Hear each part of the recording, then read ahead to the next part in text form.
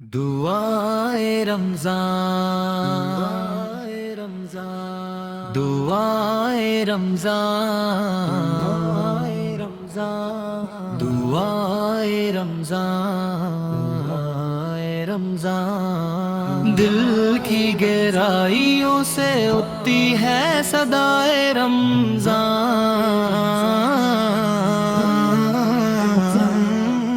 رب کریم کی رحمت کی ہوتی ہے یہ پہچان يسألك يا من هو الله الذي لا إله إلا هو الرحمن الرحيم الملك القدوس السلام المؤمن المهيمن العزيز الجبار المتكبر الخالق البارئ المصور الغفار القهار الوهاب الرزاق الفتاح العليم القابض الباسط الخافض الرافع المعز المذل السميع البصير الحكم العدل اللطيف الخبير الحليم العظيم الغفور الشكور العلي الكبير الحفيظ المقيت الحسيب الجليل الكريم الرقيب المجيب الواسع الحكيم الودود المجيب الباعث الشهيد الحق الوكيل القوي المتين الملي الحميد المحصي المبدئ المعيد المحيي المميت الحي القيوم الواجد الماجد الماهد الأحد الصمد القادر المقتدر المقتدر المؤخر الأول الآخر الظاهر الباطن الوالي المتعالي البر التواب المنتقم العفو الرؤوف مالك الملك ذو الجلال والإكرام المقسط الجامع الغني المغني المانع الزار النافع النور الهادي البديع الباقي الوارث الرشيد الصبور الذي ليس كمثله شيء وهو السميع العليم بسم اللہ الرحمن الرحیم الحمدللہ رب العالمین والصلاة والسلام علی سید الانبیاء والمرسلین السلام علیکم ورحمۃ اللہ وبرکاتہ۔ رمضان المبارک کی ببرکت ساعتیں تیزی سے اپنے اختتام کی طرف بڑھ رہی ہیں اور آج ہم پہنچ چکے ہیں دعائے رمضان ٹرانسمیشن کے 25ویں دن میں۔ ہم رمضان کے آخری عشرے میں ہیں، وہ مبارک دن اور راتیں جن میں اللہ تعالیٰ کی رحمتیں بے شمار نازل ہوتی ہیں۔ یہی وہ دن ہیں جن میں لیلۃ القدر جیسی عظیم رات بھی آتی ہے جو 1000 مہینوں سے بہتر ہے۔ یہ دن ہمیں یہ پیغام دے رہے ہیں کہ ہم اپنے رب کے قریب ہو جائیں، اپنے گناہوں سے سچی توبہ کریں اور زیادہ سے زیادہ عبادت، دعا اور استغفار کریں۔ نصیب والوں کو ملتی ہیں یہ رمضان کی ساعتیں، نصیب والوں کو ملتی ہیں یہ رمضان کی ساعتیں، جو جھک جائے رب کے آگے وہ کبھی خالی نہیں لوٹتا۔ آج کی اس ببرکت محفل میں ہم قرآن پاک کی تلاوت سنیں گے، نعت رسول مقبول کی سعادت حاصل کریں گے اور دین اسلام کی خوبصورت باتوں سے اپنے دلوں کو منور کریں گے۔ تو آئیے آغاز کرتے ہیں آج کی اس ببرکت محفل کا تلاوت کلام پاک سے۔ أعوذ بالله من الشيطان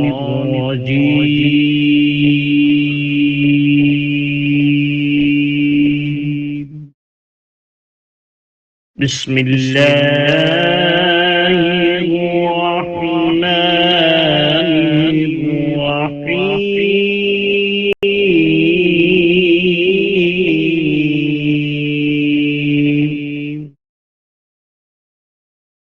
أولا يرون أنهم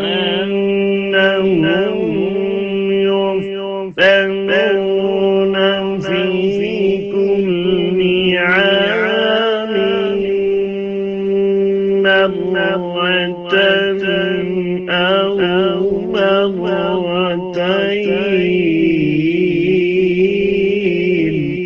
مرة أو مرتين ثم لا يتوبون ولا هم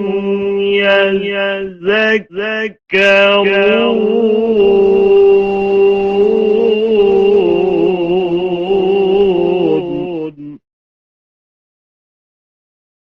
وإذا ما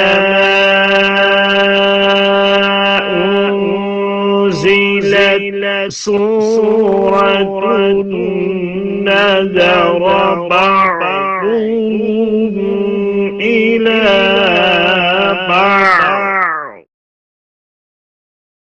هل يراكم من أحد ثم انصرفوا صرف الله قلوبهم بأنهم قوم لا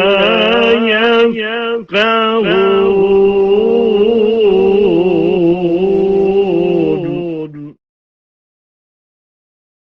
لقد جاءكم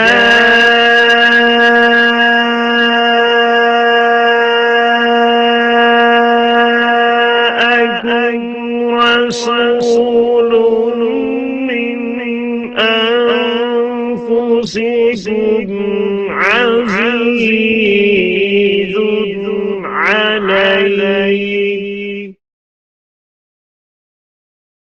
عزيز عليه ما عنتم حريص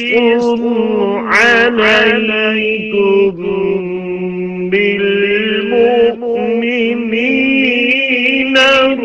رؤوف رحيم فإن تولوا فقل حسبي الله لا إله إلا هو عليه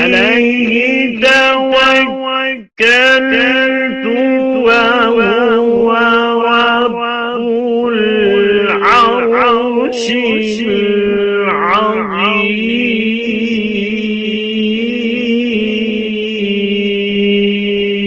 العظيم صدقت يا رب العالمين.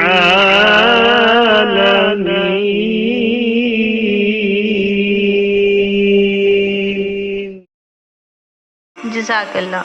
رمضان المبارک کی یہ ببرکت محفل اس وقت اور بھی خوبصورت ہو جاتی ہے جب ان میں سرکار دو عالم حضرت محمد مصطفیٰ صلی اللہ علیہ وآلہ وسلم کا ذکر ہوتا ہے، کیونکہ حضور اکرم صلی اللہ علیہ وآلہ وسلم سے محبت دراصل ایمان کی مٹھاس ہے. نبی کی یاد سے روشن ہے دل کا یہ اجالا، نبی کی یاد سے روشن ہے یہ دل کا اجالا، انہی کے دم سے ہے قائم زمانے میں اجالا. آئیے اس ببرکت محفل کو مزید منور کرتے ہیں نعت رسول مقبول صلی اللہ علیہ وآلہ وسلم سے. ہم نے آنکھوں سے دیکھا نہیں ہے مگر ہم نے آنکھوں سے دیکھا نہیں ہے مگر ان کی تصویر سینے میں موجود ہے، ان کی تصویر سینے میں موجود ہے، جس نے لا کر کلام الہی دیا، جس نے لا کر کلام الہی دیا، وہ محمد مدینے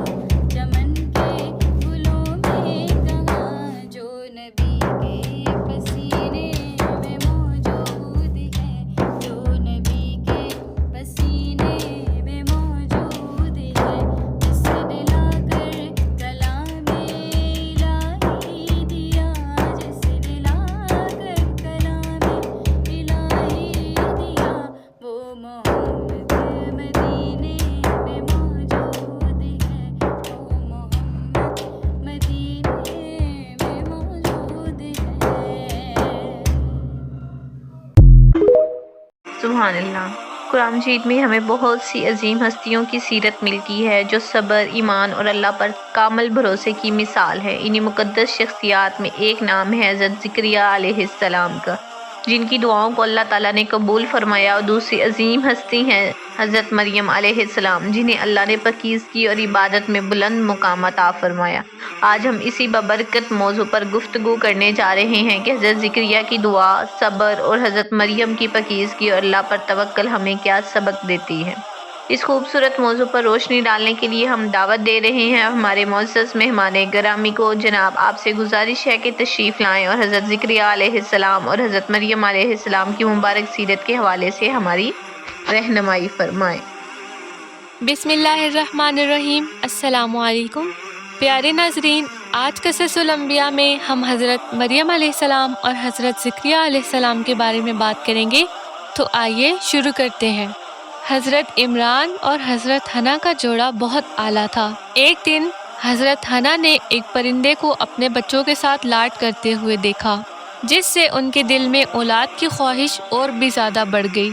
उन्होंने अल्लाह ताला से दुआ की और मन्नत मानी कि अगर उन्हें बेटा पैदा हुआ तो वो उसको बैतुल मुक़द्दस की खिदमत के लिए वक्फ कर देंगी। अल्लाह ताला ने उनकी दुआ कबूल की और उन्हें हज़रत मरियम अलैहिस्सलाम जैसी नेक बेटी से नवाजा।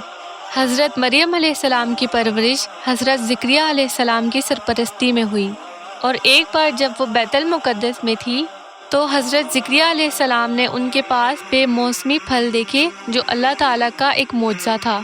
ये देखकर हज़रत ज़िक्रिया अलैहिस्सलाम के दिल में एक बेआवाज़ ख्वाहिश पैदा हुई कि ए अल्लाह, अगर तू हज़रत मरियम अलैहिस्सलाम को बेमौसमी फल दे सकता है तो मुझे औलाद भी अता कर सकता है।